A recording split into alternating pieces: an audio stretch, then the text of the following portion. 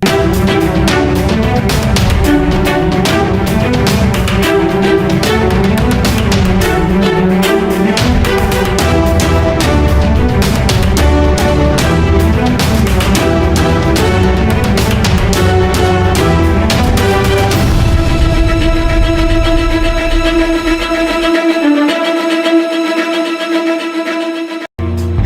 siang pemirsa, Breaking News hadir kembali menjumpai Anda dengan informasi teraktual dan menarik bersama saya, Febrianti Nasaru. Inilah informasi selengkapnya.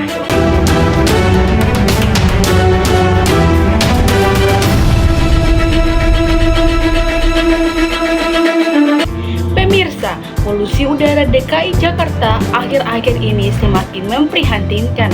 Berdasarkan pantauan QR, rata-rata polutan halus yang beredar di udara Jakarta sebanyak 45,3 mikrogram per meter kubik. Angka ini 9 kali lebih besar dari ambang batas yang ditunjukkan oleh WHO, yaitu PM2,5. Pemirsa, DKI Jakarta sebagai pusat kegiatan ekonomi dan perkotaan terbesar Indonesia menghadapi tantangan besar dalam pengolahan pencemaran udara. Akhir-akhir ini, masalah buruknya kualitas udara di Jakarta semakin memprihatinkan. Berdasarkan hasil uji petik, nilai suspenen partikulat meter atau SPM di Jakarta menunjukkan masalah serius berdasarkan ukuran Badan Kesehatan Dunia (WHO).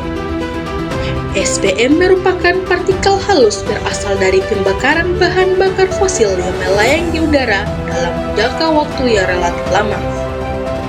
Partikel yang umumnya terdiri dari kalium, kadmium, air raksa, dan logam berat lainnya dapat berpengaruh pada kesehatan manusia jika terhirup. Risikonya gangguan sistem saraf pusat, hipertensi, iritasi mata, hidung, tenggorokan, penyakit paru, hingga gangguan sistem reproduksi.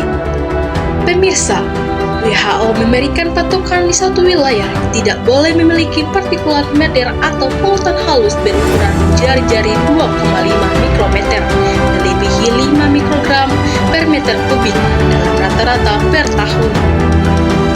Berdasarkan pantauan QR pada 15 Agustus 2023, rata-rata polutan halus yang beredar di udara Jakarta sebanyak 45,3 mikrogram per meter kubik.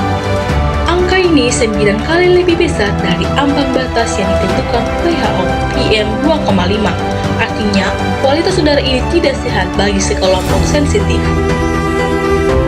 Pemirsa, menurut studi yang dipublikasi Energy Policy Institute atau EPI dari Universitas Chicago, dalam 10 tahun terakhir terjadi peningkatan polutan halus di udara Jakarta dan sekitarnya meningkat hingga 30%.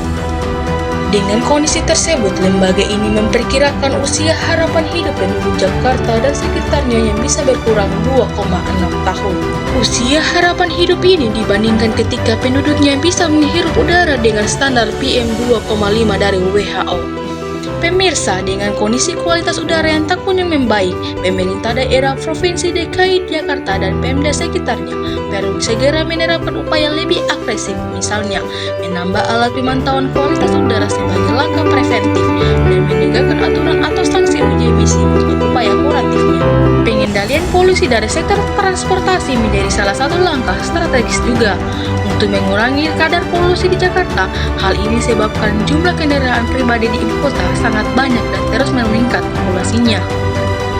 Berdasarkan data BPS DKI Jakarta sepanjang periode 2018 hingga 2022, jumlah kendaraan bermotor tumbuh hingga 4,1% setiap tahun. Aksi agresif Pemda dalam mengatasi pencemaran udara Jakarta harus dilakukan secara konsisten dengan menyasar lebih banyak faktor penyebab polusi. Jaminan lingkungan yang sehat dan nyaman adalah hak setiap individu. Hal tersebut sudah dijamin di dalam Undang-Undang Dasar 1945 Pasal 28H Ayat 1 yang menyatakan bahwa setiap orang berhak hidup sejahtera lahir dan batin, bertempat tinggal, dan mendapatkan lingkungan hidup yang baik dan sehat, serta berhak memperoleh pelayanan kesehatan. Dan pemirsa, informasi tadi juga sekaligus menutup perjumpaan kita dalam Breaking News hari ini. Saya, Febrianti Nasaru, dan kru yang bertugas undur diri. Terima kasih dan sampai jumpa.